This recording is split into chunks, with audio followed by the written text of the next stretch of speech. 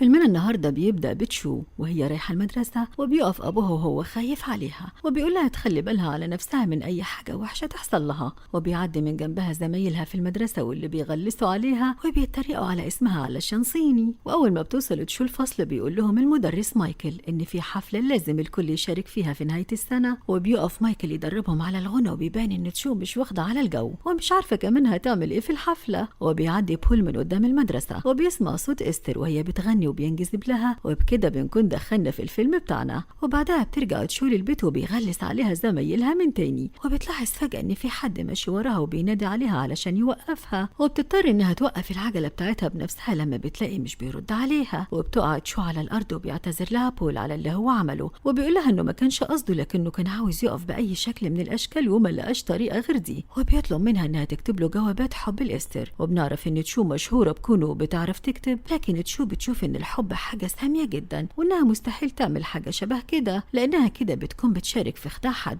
وبتقول له بول إن لازم الرسائل اللي تتكتب تكون طالعة منه هو فعلا وما يكونش حد كاتبها بداله. وبترجع تشو على البيت وبتلاقي إن الكهرباء قطع في أوضة من الأوض عندهم، وبتقول له أبوها مش هتتصل ببتوع الكهرباء علشان يصلحوها، لكن أبوها بيقول لها اسكتي دلوقتي علشان أحلى حتة في الفيلم هتيجي. فبتتصل هي بشركة الكهرباء اللي بتقول لها إنهم محتاجين يدفعوا فواتير متأخرة عليهم، وساعتها بتوافق تشو إنها تاخد فلوس من بول وتكتب له الرسائل اللي هو عاوزها. وتاني يوم بتروح المدرسة وبتخبط إستر علشان تلفت انتباهه، وبتقع من إيد تشو الكتب بتاعتها، فبتنزل إستر تجيبها معاها وبتقول لها إنها تعرفها كويس قوي. وبيبان إن إستر متابعة تشو وعارفة عنها معلومات كتير، وده اللي بيخلي تشو مستغربة جدا إن في حد مركز معاها للدرجة دي. وبعد كده بتقابل تشو بول وبتشوف طريقته في الكتابة، وبتلاحظ إن بول مش بيعرف يتكلم قوي مع الناس، هو إن ده باين في طريقة كتابته وإنه ما بيعرفش يعبر عن نفسه بشكل صحيح. فبتقول له تشو لما انت ما بتعرفش تعبر عن نفسك امال ازاي متاكد قوي انك بتحب استر؟ فبيقول لها بول ان الحب بيصيب اي حد بالجنون وان ده السبب اللي خلاه يتاكد من حبه، لكن تشو بتقول له ان اللي هو فيه ده مش دليل على الحب ولا حاجه. فبيسالها بول انت حبيتي حد قبل كده اصلا؟ فبتجاوب تشو بانها عمرها ما دخلت في اي علاقه عاطفيه ولا حبت حد.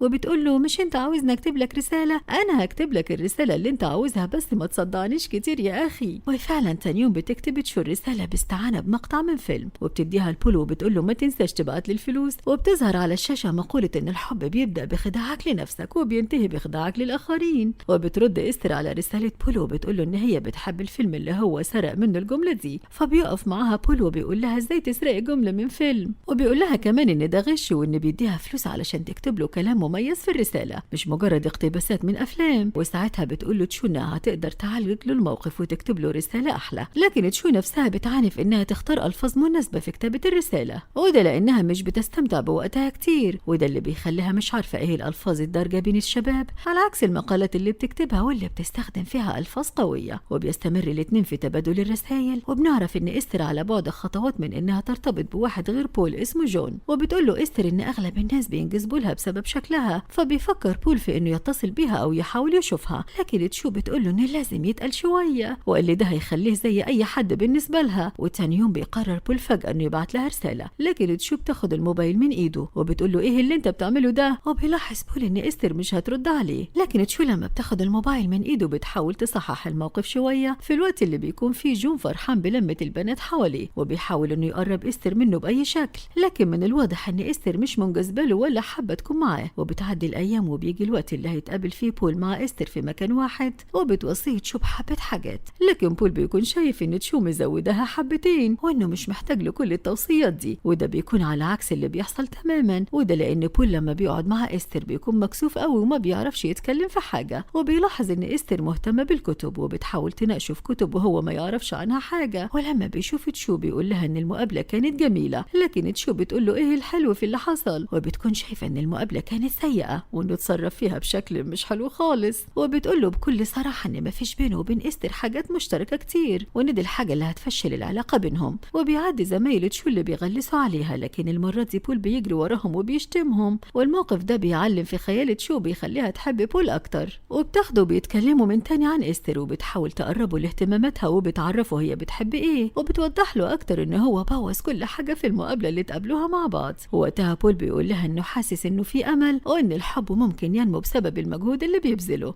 لكن تشو بتقفلها في وشه خالص وبتقول له ان مفيش حب حبها ينمو مع إستر ولا حاجة. وبيتفاجئ الاتنين برسالة من إستر لبول، وساعتها بيقول لها بول إنهم ممكن يحاولوا من جديد وإن إستر لسه معجبة به وممكن تحبه. ووقتها بتاخده تشو وبتقول له إنه ممكن تساعده ببلاش، لكن بول بيقول لها إن معاه فلوس ويقدر يدفع لها عادي. وبيستغرب من كونها عرضت عليه المساعدة من غير فلوس، وبيقول لها بطلي تتصرفي بشكل غريب. فبتاخده معاها تاني يوم وبتذاكر له كتب ومسرحيات، وده علشان يكون في مساحة كلام مشتركة بينهم. وبيسمعهم أبو تشو وهم واقفين بره، فبينادى عليهم وبتقول له تشو إن دي فرصة كويسة ليه، وده علشان أبو تشو يتفرج على مسرحيات كتير. وبتستمر محاولات تشو وبول في إنهم يعرفوا إستر بتحب إيه، وبيحاولوا يوميا يتابعوا اهتماماتها وبيراقبوا الأماكن اللي بتروح فيها. وفي يوم من الأيام بيكونوا قاعدين يتجسسوا عليها وبيلاقوا إن أبوها مش موجود في المكان. وساعتها بول بيقول له تشو أنت ليه أبوكي مكتئب طول الوقت كده؟ وقتها بتحس تشو إنها مش حابة تتكلم في الموضوع ده، وبتتضايق من طريقة بول معاها في الكلام وبتكون عاوزة تسيبه وتمشي. لكن بول بيعتذر لها وبيقول لها إنه ما يقصدش حاجة، وإنه اعتبر نفسه صديقها وعشان كده سألها بحرية من غير ما يخاف. فبترجع تشو بعد ما هديت شوية وبتقوله إن أبوها كان ليه شأن كبير في الصين، وإنه لما جه لأمريكا عينوه مهندس عادي، وعدوه بترقيات كبيرة بمرور الوقت، لكن بسبب إن الإنجليزي بتاعه كان ضعيف محدش رضي يرقيه.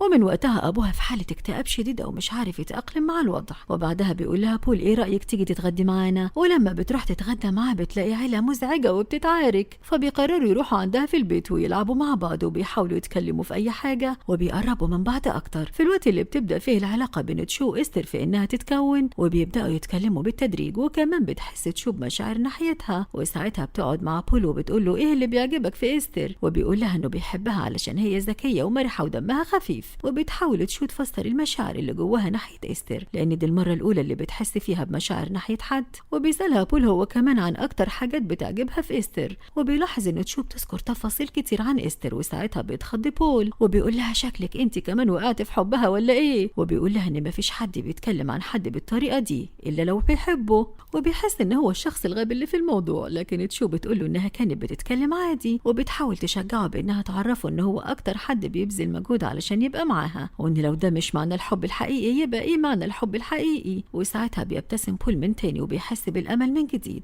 وبيندمج بول مع تشو وأبوها بيحضر لهم أكل، وبيكون قاعد معهم في أغلب وقت يومهم. ولما بينزل بول بيسمع تشو هي بتعزف على الجيتار، وبيعجب جدا بالأغنية اللي هي بتغنيها. وبيجي مع التاني مقابلة بين بول وإستر، وبيكون بول متوتر جدا وبيشكر تشو قبل ما ينزل إنها ساعدته ومطولة بالها عليه. وبيروح بول علشان يقابل إستر، وبيبان من جديد إنه متوتر جدا. ولما بتتكلم إستر بيقطعها بول، لكنه بيرجع يسألها كنت عاوزة تقولي إيه؟ وساعتها بتقول له إستر إنها مبسوطة إنهم صحاب لسه. وفي الوقت اللي بتحاول تشو إنها تقربهم من بعض، وبتبعت لإستر رسائل من أكاونت بول، لكن فجأة بيحصل اللي مش متوقع، وبول بيقف ويعبر عن حبه لإستر.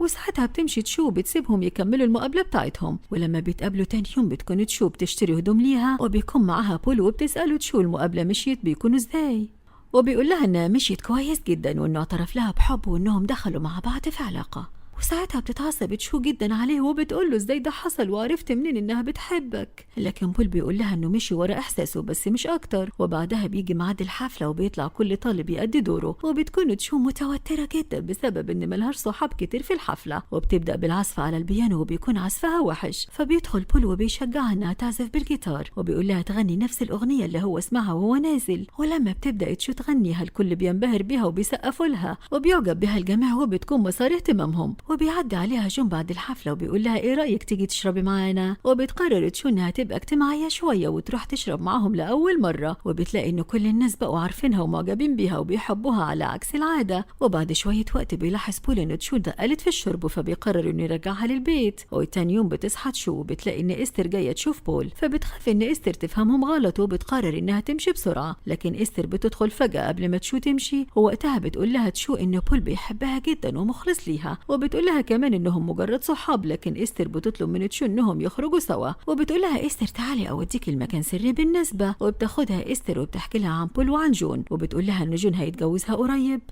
وإنها بتحس مع بول بالأمان على الرغم من إنه مرتبك أغلب الوقت. وبياخدهم الكلام وبتقول لها إستر إنها بتحس بمشاعر ناحيتها هي كمان، وبتدخل هي وتشو في علاقة. في الوقت ده بيكون بول موجود مع أبو تشو واقف بيحضر الأكل معه ومستني تشو أو إستر تيجي. ولما بترجع إستر بتشوفهم تشو هما مع بعض وبتحس بالغيرة، ووقتها بتحاول تشتت أفكارها وما تفكرش في إستر تاني. وتاني يوم بتروح تشو تحضر الماتش معاه وبتشجعه وبتساعده إنه يجيب جون. فبيتبسط بول إن تشو مهتمة بيها على عكس إستر اللي ما حضرتش الماتش أصلا. وتاني يوم بيروح وبيكون عاوز يدخل معاها في علاقة، وبتدخل عليهم إستر واللي بتهتم بيها أوي تشو بمشاعرها. وبمرور الوقت بيلاحظ أبو تشو إن تشو متغيرة وحزينة. وكمان بول الموقف بيكون معقد جدا بالنسبة له لما بيعرف إن إستر بتخونه مع تشو. ساعتها الدنيا كلها بتدخل في بعضها ومحدش فيهم بيبقى فاهم حاجة. وبمرور الوقت بيسأل أبو تشو بول وبيقول له انتوا انفصلتوا عن بعض ولا إيه؟ وقتها بيقول له بول إنهم ما كانوش مرتبطين أصلا علشان ينفصلوا، لكن أبو تشو بيقول له إنه ملاحظ إن تشو متغيرة من ساعة آخر أحداث. وبيحكي له حاجات عن طفولة تشو وبيقول له إنها مش طفولة عادية، وإن هي اللي أخدت بالها منه طول الفترة اللي فاتت. وبمرور الأيام بيجي ميعاد جواز إستر، وقبل ما يتم بتظهر تشو فجأة وبتقول لهم إن الجوازة دي مش هينفع يتم وإن الحب بتاعهم مزيف، وإنها أدركت إن مفيش حاجة اسمها حب حقيقي زي ما هم بيدعوا. وبتعرف ساعتها إستر إن بول كان بيتظاهر بحبه ليها، وإن كل رسائل تشو اللي هي كانت بتكتبها مش بول، وبتضربه بالقلم وبتتضايق منه جدا. وبكده بيكون خرب الفرح بسبب بول وتشو. وبينتهي الفيلم بإن تشو هتسافر للكلية بتاعتها، وبتقابل إستر قبل ما تمشي وبتودعها وبتقول لها إنها هترجع لها من تاني. وفي الوقت اللي بتسلم فيه على بول هو كمان، وبتقول له إنها استمتعت بصحبته وإنه غبي. وبيبان إن هما الاتنين متعلقين ببعض، وبيجري بول يجري ورا القطر بتاعها علشان يودعها. وبكده بيكون خلص الفيلم النهارده، ونتقابل في فيلم جديد قريب.